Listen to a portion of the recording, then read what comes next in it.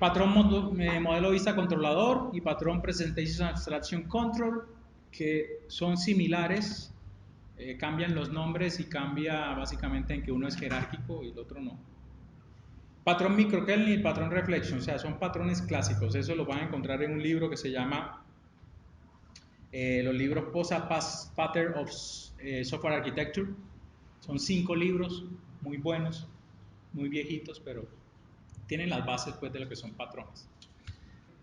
Me interesa conocer alguno de ellos, pues le dije la arquitectura por capas. Esto es básicamente como para bajarlos de lo que es de la relevancia que se le da muchas veces a la arquitectura por capa. La arquitectura por capa, mencioné, es una arquitectura que simplemente sirve para darle estructura a la aplicación. No es para dar seguridad, no es para dar desempeño, es para cuando yo tengo una aplicación que es bastante compleja, un sistema muy grande, y este sistema necesita ser estructurado de una manera organizada, yo defino una arquitectura por capas, como primera instancia de la arquitectura. ¿Que esa va a ser mi arquitectura base? No necesariamente. ¿Por qué? Porque las arquitecturas, las aplicaciones tienen muchas arquitecturas y pueden implementar muchos patrones de arquitectura. Pero este me da la primera organización. Básicamente descomponer mi aplicación en responsabilidades concretas. ¿Para qué hacemos eso? Para poder darle mantenibilidad a un sistema totalmente complejo. Por eso dicen también que depende mucho de cuál es el tipo de sistema que voy a hacer, a ver si realmente aplica una arquitectura por capas o más bien implemento es una separación de responsabilidades. Si yo voy a hacer una aplicacioncita que solamente es ir a una base de datos, pues no implemento una arquitectura por capas, sino que tengo la presentación y un componente de acceso a datos y listo. Eso no quiere decir que son capas, simplemente son componentes con responsabilidades. ¿Cuál es el problema que tenemos? Necesitamos niveles de abstracción, necesitamos definir claramente cuáles son esos niveles en los cuales vamos a descomponer nuestra aplicación. O sea, la preocupación de la arquitectura por capas no es si la aplicación lleva o no lleva capas, sino cuáles son esas capas que yo debo implementar en la aplicación. Y hablábamos así someramente, ¿cuáles son las capas de una aplicación por capas? Acceso a datos, negocio y presentación, de abajo hacia arriba. Por lo general uno siempre habla de abajo hacia arriba. ¿Cuáles son las capas de los niveles OSI en redes? ¿Por qué hago eso? Porque uno a veces, no todas las aplicaciones que uno hace tienen las mismas capas. Por ejemplo, cuando ustedes hacen aplicaciones con sensores, ¿los sensores en qué capa van? Los sensores en la capa más baja, porque son componentes de hardware, son componentes de entrada de datos. Está al mismo nivel que en una base de datos, básicamente. Sí, ahí ya uno puede mirar que los sensores tienen sus propias capas y nuestra aplicación tiene también las capas, entonces hay comunicación entre dos stacks de capas. Cuando hace uno, por ejemplo, los buses de integración tienen sus capas internamente y las aplicaciones tienen sus capas internamente. Hay una capa de mediación, hay una capa de interfaces, hay una capa de monitoreo, hay una capa de gobernabilidad dentro de un bus de integración. Entonces, lo importante es que no siempre son las mismas capas en todas las aplicaciones. Cuando ustedes tienen por ejemplo, si ustedes tienen una aplicación que expone servicios, solamente no tienen capa de interfaz de usuario. Llegan a la capa de acceso a datos, capa de negocio y capa de servicios. Entonces, la capa de presentación estará en otra aplicación, pues, o será otra aplicación. Y probablemente si yo tengo una aplicación que solamente sea interfaz de usuario, por ejemplo, una aplicación móvil, ¿cuáles son las capas de una aplicación móvil?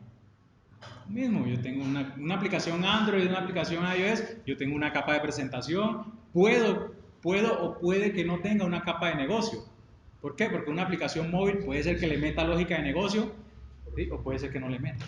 Entonces, puede que no tenga la capa de negocio. Y puede que tenga una capa de acceso a datos locales, o puede más bien que tenga una capa de acceso a servicios, ¿sí? Una capa de delegados. Entonces, también depende del tipo de aplicación que uno haga. Entonces, el tema de la arquitectura por capa es más, bueno, ¿cuáles son las capas que tenemos que definir?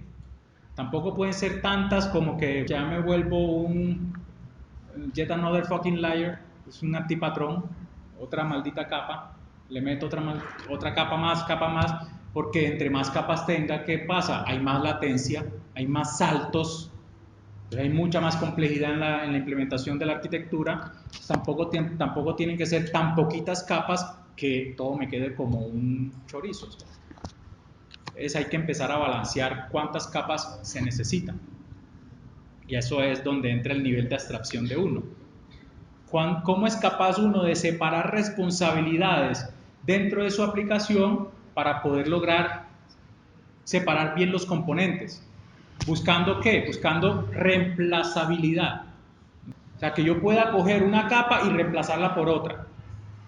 Pues por otra capa con la misma responsabilidad, otros componentes dentro de la capa con la misma responsabilidad. Eso es lo primero que busca la arquitectura por capas. En la mantenibilidad que yo pueda reemplazar capas, sería muy bacano. Lo otro es que uno no debería caer en el monolito.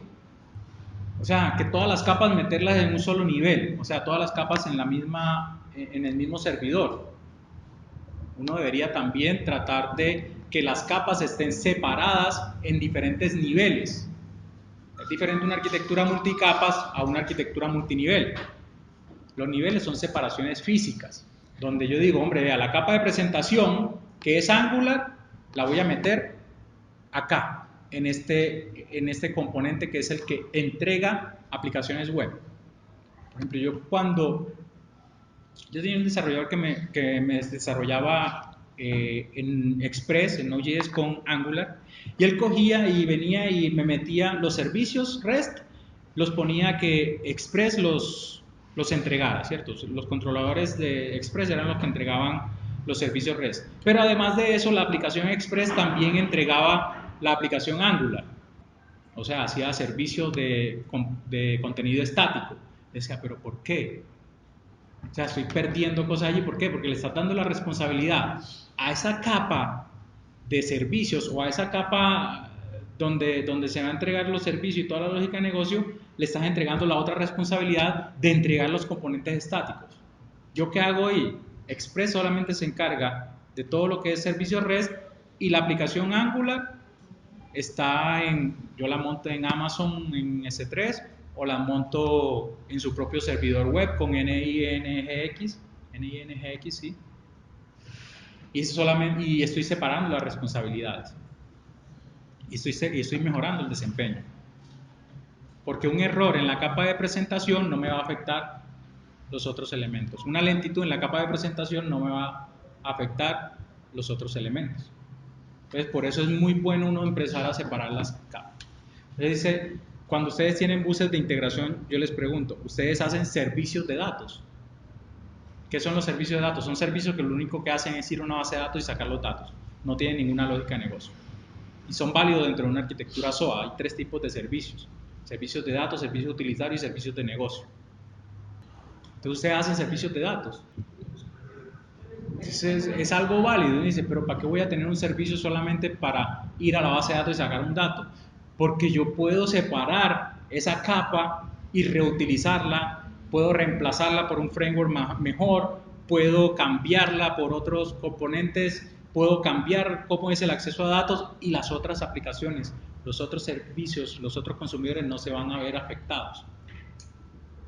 ¿Sí? Entonces uno empieza a mirar cómo separo yo mis capas. Hay diferentes capas, pues, por ejemplo, capas de elementos visibles al usuario, capas de negocios, capas de servicios comunes o utilitarios, capas de interfase al sistema operativo, cuando yo necesito comunicarme con el sistema operativo para hacer alguna cosa, la capa del sistema operativo como tal. A veces uno cree que el diseño arquitectónico solamente va hasta donde uno hace el new, o hasta donde uno tira la clase, hasta donde uno volea el código.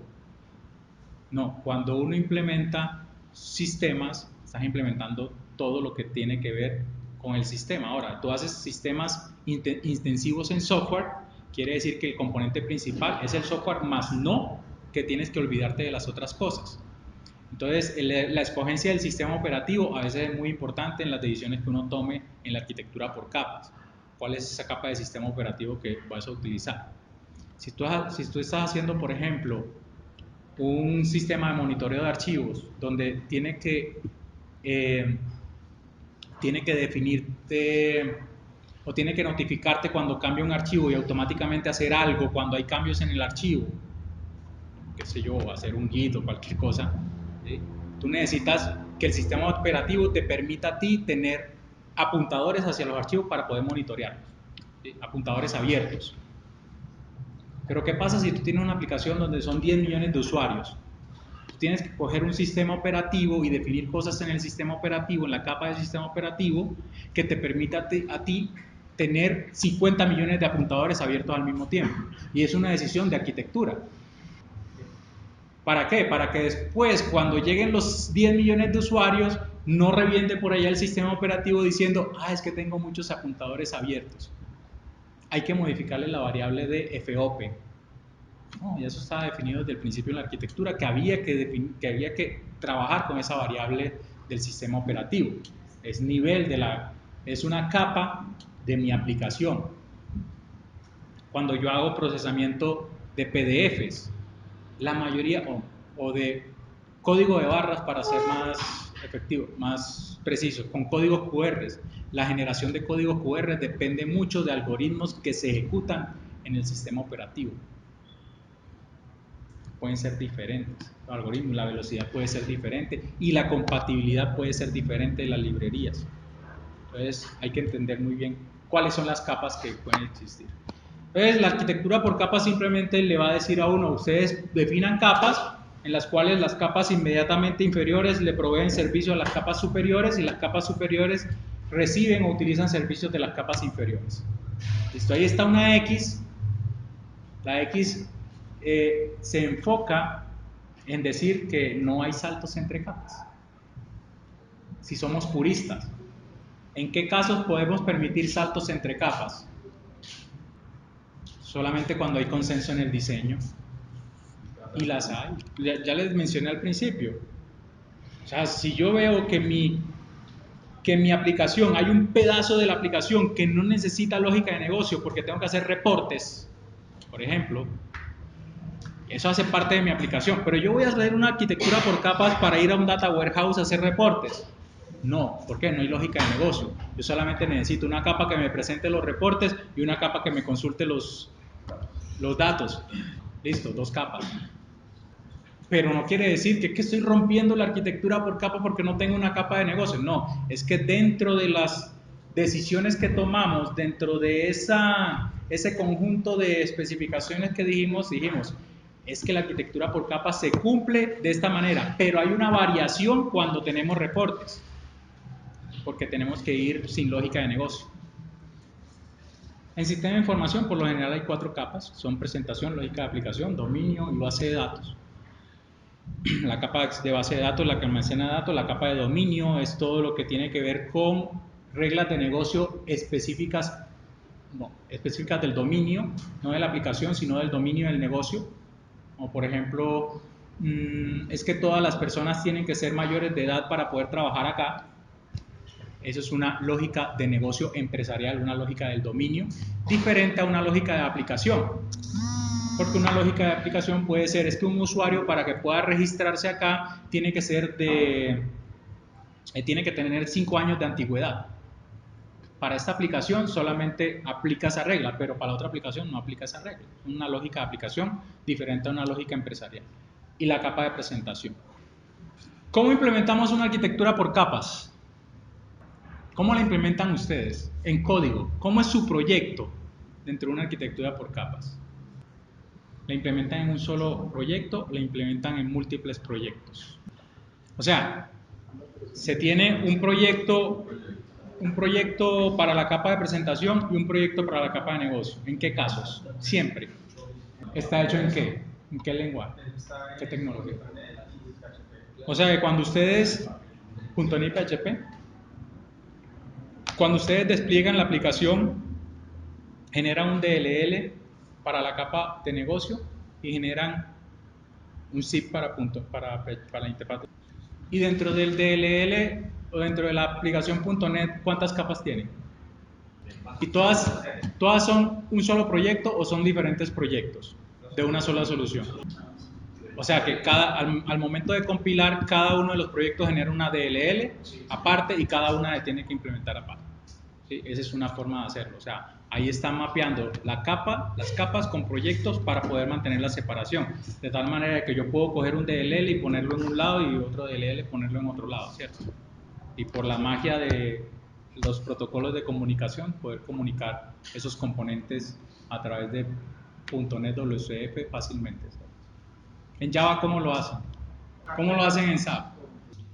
Pues la forma de implementar, pues recomendada de una arquitectura por capas es separar también físicamente las capas. ¿Por qué razón? Porque eso da oportunidad de que ustedes puedan separar esas capas en diferentes máquinas y asignar las responsabilidades a cada máquina para poder atender ese procesamiento de esa capa. ¿Sí? Ese es un principio básico en la implementación de la arquitectura por capas.